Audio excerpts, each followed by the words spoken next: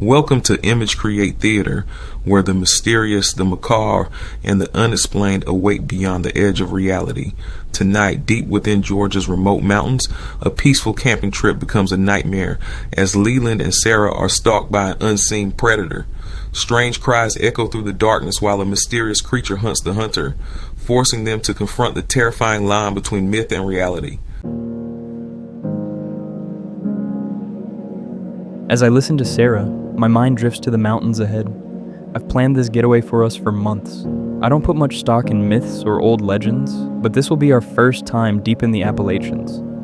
The wilderness is a beautiful place, yet there's something unsettling about the unknown. Maybe it's the thought of bears or other wildlife. Still, I'm confident we'll be safe.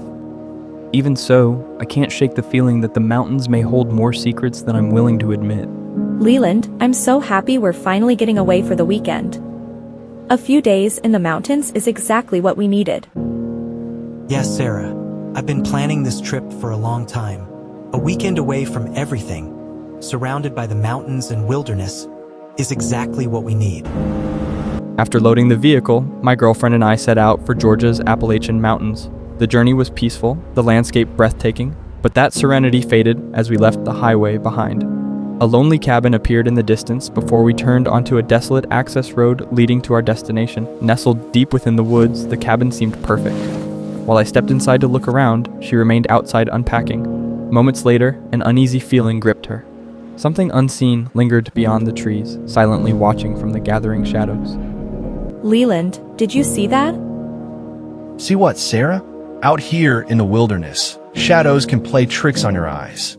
Sometimes the trees look like something they're not. Maybe you're right. I just could have sworn I saw something out there. I could tell something was wrong with Sarah. Though she tried to hide it, her demeanor changed the moment we arrived. Beneath her calm exterior, fear had taken root. Her eyes remained fixed on the darkening forest beyond the cabin, as though she sensed a presence she couldn't explain. It was the look of someone whose instincts were sounding an alarm.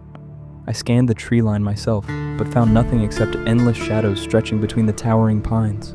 Still, Sarah couldn't shake the feeling.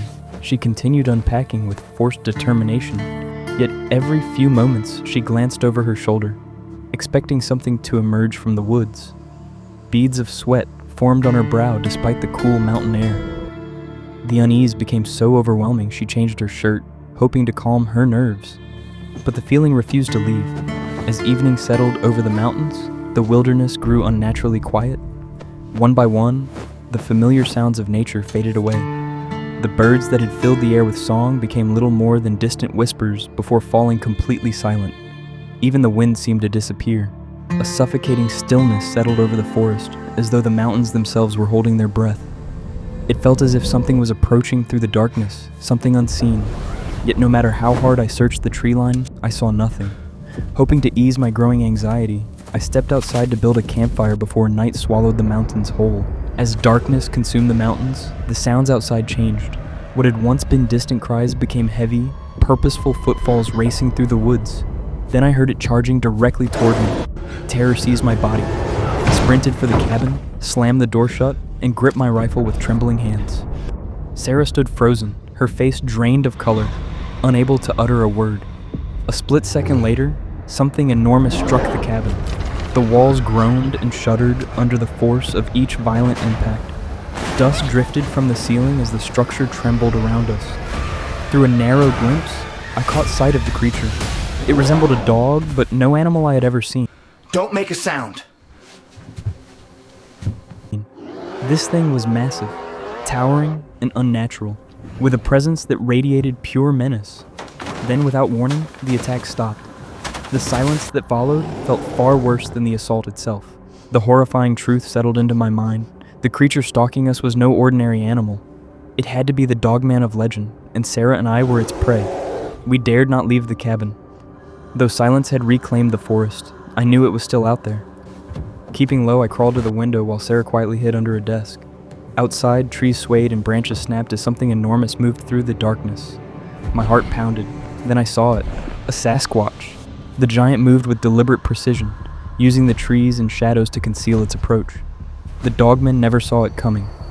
Suddenly, the towering figure stepped from the darkness and stood directly before the predator.